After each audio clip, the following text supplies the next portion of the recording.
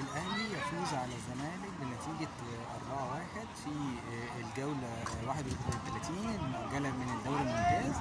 طبعا نتيجة كبيرة جدا. نادي الزمالك كان لعب بطريقة غلط. يمكن أوسوريو ابتدى بطريقة غريبة جدا، إنه كان بيلعب ب تقريبا 5 مهاجمين صراع، ودي عملية طبعا ما ينفعش ان بطل الدوري يتلعب قدامه بالطريقة دي. مش قادر بطل الدوري بس، بطل الدوري وبطل الكاس وبطل افريقيا. نادي الزمالك من وجهة نظري ان هو ما احترمش